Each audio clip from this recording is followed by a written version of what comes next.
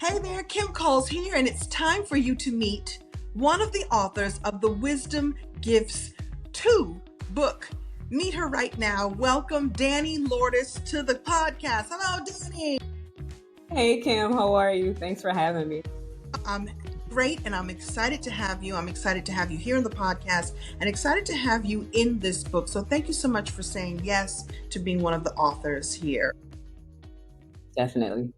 Let me ask you this. What made you decide to say yes to become one of the Wisdom Gifts authors? So I met you at a conference, and I was just taken aback by how people that have been in your first book that I got to talk to, what their experience was working with you, and even just reading their story in the first Wisdom Gifts book. And I was like, this is fire. So I was like, this is so cool. And I literally was like, when I found out that you were doing a second one, I was like, how can I be a part of this? Like, it was just a no brainer for me. So it was definitely something that I just was like, I want to be a part of. Wonderful. And obviously you had something that you wanted to say and something that you wanted to share really deeply. Yeah. And just, get myself out there, because I think my story, is unique to me, but I think it's something that I feel like can encourage other women as well. So yeah, I'm excited for people to be able to know me and know a little bit more about me and my. All right, well then let's begin. As someone who appreciates fashion, I like to start with getting to know the story of these earrings. Will you tell me about these earrings? They are absolutely beautiful and magnificent. Let's start there. Thank you. So this is a part of my LVS merch line for my business. I actually handcraft these, every one of them. So it's definitely a labor of love, but I love that I get to touch them and that they're just coming from me. It's definitely something that I wanted women to be able to, with locks who have longer hair, to be able to have a statement piece that you can still see, even though their hair is long and things like that. I recently cut my locks shorter, but even with this length, you can still see that they're a statement piece, and it's just something that's bold. We're going to talk about your vision of entrepreneurship and your way into entrepreneurship. But I love that you are a loctician, and so you handcraft your hair and the hair of your very fortunate clients. And then you've also handcrafted an element to bring forth the locks even more beautifully or highlight them even beautifully. So it's a really beautiful layered experience. And so let's just start with what drew you to become a loctician to begin with. So what drew me was actually my son, Ethan. He has autism, he's special needs, and it was just something that took a lot of time, a lot of energy, and I could not hold down a regular 9 to 5 because of therapy and appointments and things like that. And so I just needed something that would help me still provide for my family, but also be there for him, where I can make my own schedule and put my family's needs first, while still helping out financially, to cover all his medical needs. Wow. And so Yeah. did you lock your own hair first and then you became a loctician? Yes. So I decided to lock my own hair, and I would say probably 5 years into having locks is when I decided to start doing locks. Here's what I love about this. So it sounds like we're talking about hair and it sounds like we're talking about a way for you to make money to provide for your family. But I love the idea that you really found a solution that would work for everybody, a solution that would not only work for you and for the way you wanted to look, but work for you being able to bring in money, but also work for you to be able to be available to care for your son. Yeah. Yeah. Yeah, it was definitely something that I had to grow into because I've always had a love for hair and like styling and things like that. But I was not, I guess, a hair aficionado because I didn't braid, I didn't do any of that stuff. And so, but with locks, I took the sister lock class. I was able to learn the techniques and things like that. And so, just having being taught, it made it a lot easier and into something that I can do. And I love talking with people. So I think one of the things that, like, being with my son, he doesn't really care for a lot of people in his space and doesn't necessarily tolerate strangers very well sometimes. And so a lot of my interactions with adults, had to become at a distance almost or planned, And so I didn't get that very much. And so doing hair has definitely given me like a window for that, to where I can still get my adult interaction and I can still talk with people and get to know people and, just have those types of conversations and build those kind of relationships.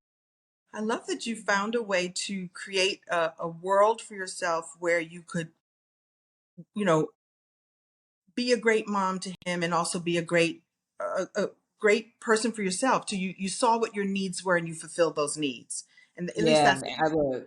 Everybody's needs got to get met for everything, for this well-oiled machine to keep running. I know that you talk about imposter syndrome and how you have had your challenges with it and how you have overcome this. And was it related to working with your son or, mothering him the way you needed to? Or where did the imposter syndrome come in?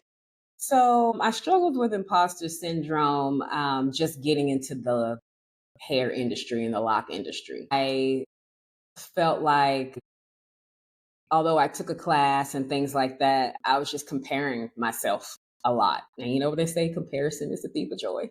Mhm. And so I was doing that a lot. And I just, it was always wasn't doing the most, or they're always doing something more than me, or they're making more money than me, or they have more clients than me. Like I was just always looking at the person next to me instead of looking ahead of me and what my step is. And I think once I started to like really understand that my story and my journey was my own, and that all the things like my late nights, my mess ups, my losing of clients, or my whatever my struggles were to get my business up and running, that they weren't necessarily weaknesses. It kind of changed my thought process on it a little bit. And so I think, so when I think about like other people that might be struggling with it, I think about like, I just want them to like just own their story, right? It's their story. No one else can be them. And I think just showing up as your authentic self will be your greatest strength. And so, and I think that's something that I had to learn. I had to stop looking at other people and just show up as my authentic self. And once I started doing that, it gave me a focus. Things became easier. I didn't have to worry about what the next person was doing. And I found the joy in what I was doing. That's so important. And was there a moment where that was like an aha for you? Yeah. So Ethan's physical touch is something that's not the best for him. And so like he's just now beginning to like hug us back, and things like that, or even initiate a hug for like my husband and my daughter and me. And so I was on the floor actually packaging earrings, my bonus room, and I was just struggling, to be honest. I was struggling with just not having enough clientele, feeling like, what am I going to do to really propel my business forward and not feel like I'm neglecting my family with the time that I wanted to put forth. And Ethan just came in there, and he's always near, he doesn't necessarily want to be all up under you, but he's near. And he just came over to me and he just said, "Mommy, earrings." And I was like, "Yeah, these are my earrings." And he just said, "Good job." And I just cried because I was just like, I know he has no idea what that meant for me, but I was like, that was just a little nugget that I needed. And the fact that it came from him was just meant so much, because my husband, he's my biggest fan, like my daughter, my biggest fan, and they've been encouraging me. But I think I was just feeling really bogged down in that moment. And that was just the aha moment of just, I am doing a good job and I can move forward. I can continue to just stop, put on my little blinders that the little horses be having on, and just move forward, stay in my lane, and keep moving. So that was my moment for me, that I was like, I got this. Got this. I have a feeling Ethan's your biggest fan too. He be telling me in little ways. Love that. You make me want to cry. That's beautiful. That's beautiful. And for anyone here who has a kid who's also, on the spectrum in some way, I'm sure they each have their own ways that they communicate or ways that they see the change, way that their loved one relates to them. And I love that that was a moment for you that you were like, oh, I can let go of this imposter syndrome stuff because it doesn't matter. I'm doing it and I'm doing a real good job. I love that story. Yep. I love Thank it. you. So Yeah, he's really like a motivation for me, I think, just in moving forward and how I want to grow my business and stuff. So I love that little guy. I think we're in love with him now too. Yes. So let's talk a little bit about how you find balance, or if you find balance, or how you found a way to be a mom, take care of your entire family, including Ethan, who has special needs, and also grow this business. And is there anything that you would share with us? And by the way, these, I'm sure these tips are good for all of us building our businesses and wanting to grow. Is there something that we need to know that is a key to making it work somehow, other than getting past the imposter syndrome? Because I'm sure that frees greatly. Is there something else that we need to know? Yeah. I think also something that was really freeing for me was letting go of the idea of balance. Because when I think of balance, I think, everything has its equal space, right? Like everything, my family is 50, 25%, my business 25%, my marriage is 25%, and, spending time with my kids is 25%, or me time, self-love, right? Everything being equal. And that's not necessarily what balance is for me. And sometimes balance, I think of it as equaling 100%. Sometimes Ethan is 50% and my business is 25% and my marriage is 20% in that moment, right? Depending on what's going on in our lives. And so I think just letting that idea of everything being equal go has freed me greatly. And I think also figuring out what our new normal is for my family has also freed me greatly, because what we do, it's not normal for other people and other families. And I'm sure other families have things that they do that aren't necessarily normal that someone else may consider normal. But I think every day, my family, we have to find our new normal. And so I think having that in my mind has freed me, because I let go of this is what I'm supposed to be doing, and this is what I'm supposed to be achieving in this moment. But yeah, so I think just letting go of the idea of balance, and redefining what that is for your life, I think will help a lot of people. I think that is so helpful. Thank you. I agree with you. I'm not a fan of balance, like what, and so you find, and I love this idea of finding your own your own Mm. normal, and letting that rule, and then you switch. I love that. So let's talk also, since you speak about freedom. Freedom sounds to me like freedom is one of your words, or one of your important foundations to stand on. You also have now created freedom for other people by mentoring other people in their lock business. I'm excited about this. What made you decide to not only do this business for yourself, but to also mentor others? I think as Lock Vibe Studio started to grow, I started to get questions from other people about, like, how did you do this? And I think I want to start this, but it seems too hard, or you make it look so easy, or whatever. And I'm like, man, let me tell you, all the things. And I think once I started to understand and realize that I have a wealth of knowledge to give, letting go of that imposter syndrome. Once I started to realize that I have a wealth of knowledge to give, I just started to share it.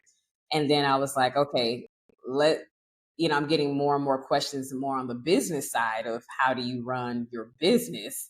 And I was like, okay, well, let's. It's enough interest to where I'm like, okay, let's start a program and get this mentorship going, because I think at the end of the day, it's about empowering other women, right? And I feel it's not just, it's like the message and mission of empowerment isn't just good business, but I feel like it's necessary. And especially like in today's world, where I feel like a lot of our light of just, I think, women of color, period, or just women in general, gets dimmed. And so I just feel like it's something that it's just become a passion of mine, because I'm like, once we lift one person up, we help them change their story, and but not only their lives, but it helps other people see to want to rewrite their own stories, because them seeing me in my element, and what I've done to write my story, is they're looking at me like, let me figure out how she did that so I can rewrite my story and make it what I want it to be. And so I just feel like it's just become a passion of mine. It's something that I'm hoping that I can do full time.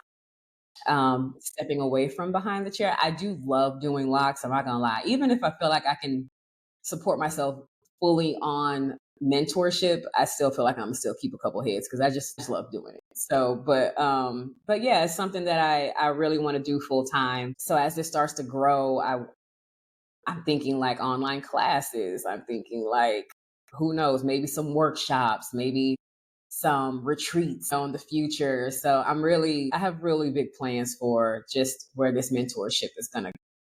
I love it. I see yeses for all of that and so much more. Yes to all of that. And so these women who get to come and mentor you and work with you, you teach them how to build their business strong and powerful, and then they touch other lives as well. And I love that. Actually, that's what this book is about. Being in this book is really all about. It's what I call it. So thank you for being a light shower and the ripple in the pond for others. Thank you. So let me ask you this. What is Dani Lordeus's legacy? What do you see your legacy could be? What do you foretell your legacy is and will be? I think when people think of me as my name is ringing out in history, I think I want to be my name and my business to be synonymous with people feeling seen, heard, celebrated, with empowerment. I think just a woman for the people, right? And I think, I in my journey of life, of motherhood, of being an entrepreneur, like I just want people to know, like, when Dani, she was a real one. She was the one who was always giving, sharing her life, giving us the nitty gritty, taking off the veil, and letting us see the behind the scenes. Because entrepreneurship isn't all that pretty all the time, right? I hear it said a lot. Like you give up a 9 to 5 just to work 24/7 for yourself. It's a lot of work, but I feel like just in mentoring women and pulling back that veil for them to be able to see, what is on the other side of running your own business and what that looks like. I feel like I want them to think of me and my business just as something in the community that's a pillar to moving people. Pillar that's moving people forward. I love that. Thank you so much for that. Is there anything else you want to share about your journey, about your story, about your chapter without giving away too much? I know, because you guys got to go get the book. I think I'm really excited to be a part of this project. It's really special. I think even just in crafting my chapter, it really took me back down memory lane. And it was good because I got to see how far I've come just in my journey with my life, my son, my business. And I think that's a great reminder, because sometimes we can kind of forget where we started. And so that's been really great. I don't know. I think when people read my chapter, I feel like I want them to just kind of think about and take away, just craft your own story, have it be full of resilience, full of love. Yeah, I think just stepping in to your own power, like be your own, like you're writing your own story. So I think just make it a page turner.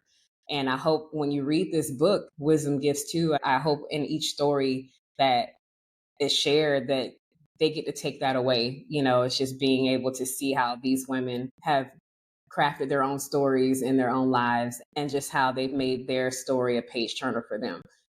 So I don't know. I'm just excited. Same here. Same here.